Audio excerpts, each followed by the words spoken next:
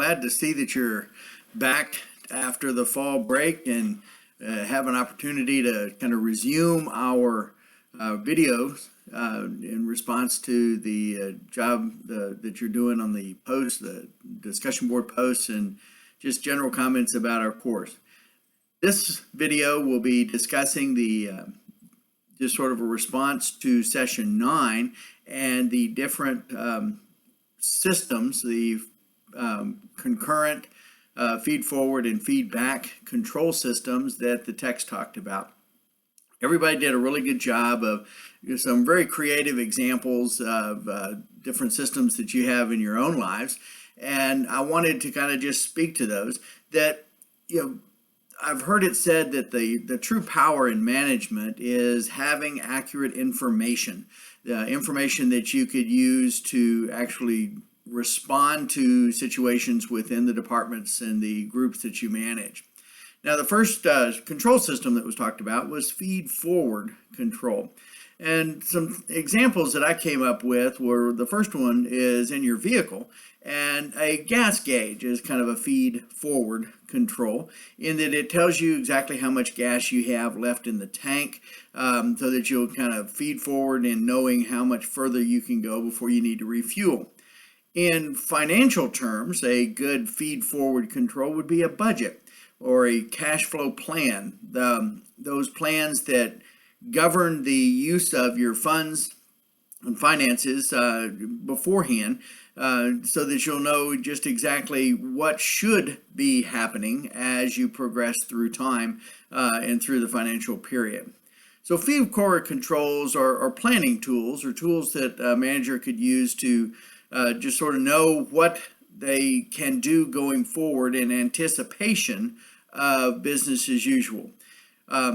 The next one, of course, then is the concurrent controls. And concurrent controls, as far as your car goes, is once again the gas gauge. How much fuel do I have right now? Another example would be the speedometer. How fast am I going right now? These are snapshot type views of things that are going on at this current moment. From a financial background, I would think that a balance sheet, or any time that you do any kind of reconciliation of an account, to know exactly what are the finances doing right now, that snapshot financially. Of course, the way that you would compare as to how well you're doing is to compare that against the budget. So the objective standard of a budget compared with the balance sheet would help you understand just exactly how well you're doing against the forecast. And then the last feedback control, and many of you said really good examples from business, are employee surveys. Well, any kind of report that you have as to what is going on, so any kind of financial statement or anything like that, that tells you what happened afterward. So when you put the three together, you have a budget that says what your plan will be. You've got a balance sheet that'll be that snapshot anytime, snapshot view of whatever is going on at a specific time, and then reports back on how well you did financially will give you a picture of how well you did against your forecast. Now, in management,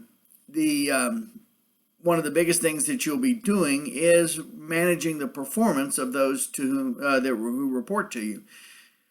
As far as feed forward, concurrent, and feedback control goes there, your feed forward are any objectives or goals that you set for any given employee.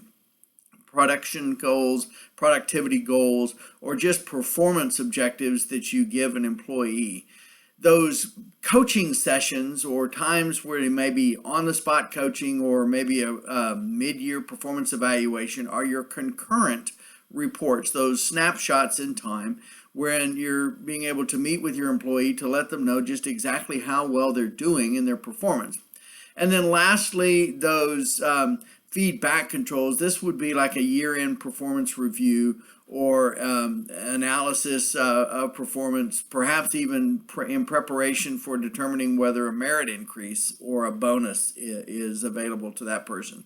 So all of these are controls that will show what you expected to have happen, measures during the period as to what, how well you're doing against those expectations, and then the look backward to see how well you did against your projections, which will then set up the next feed forward reports, or the objectives and goals that you'll set for the next period. Now, all of these are part of management, whether you're reporting, you're managing people or managing a process or production. These kind of reports will be necessary for you to be able to measure the success of your managerial time. I look forward to moving on as we go through this process. I really encourage you as we go into session 10 to get started early. There is your third written assignment is part of this session, and there is some communication that is required for you to reach out to your classmates in the form of goal setting. So pay close attention to the instructions that you have for session 10 and in preparation for written assignment number 3. Thanks for all your hard work, and I'll look forward to seeing you online.